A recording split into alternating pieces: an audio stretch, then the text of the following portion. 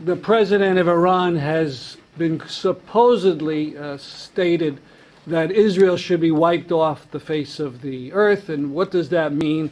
And also, what is he saying about denying that the Holocaust happened?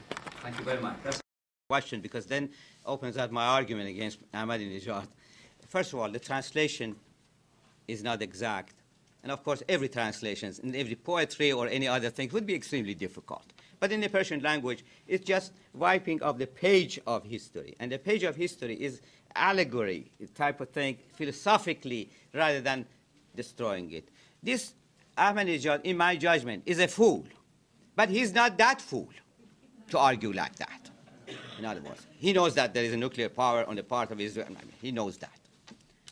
So, second, the background of Ahmadinejad is coming from the poor, humble origins and so forth. That's the background.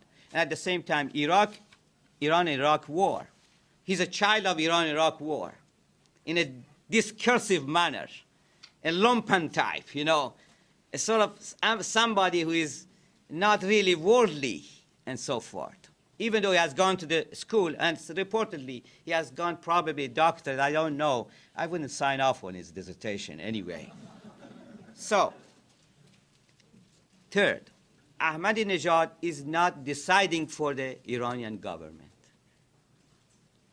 President in Iran doesn't have that much power. Even a good president, supposedly better president, Khatami, who was a nice guy that you can sit down and have a cup of coffee with, even though he was connected to the, terrible government of Iran. Personally, I'm talking about. So in that particular sense, doesn't have that much. Larijani, for instance, the nuclear negotiator, he has more say than Ahmadinejad. So in that sense, taking it seriously is very amazing. I'm sure the Israelis know that. I'm sure the Americans, some of them who study this stuff, they know that. But again, these are excuses to be able to really pick somebody who is the weakest link, like Saddam, for instance, and then argue something.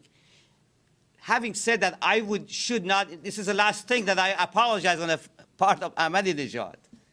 I would apologize on his behalf right away, okay, in terms of Holocaust. Why? Because these people are limited, that type individuals. And they mix up the politics with the background of the people. They identify Zionism with the people, Jews. Totally wrong. We know that. So in that particular sense, this is reactionary. No question about it.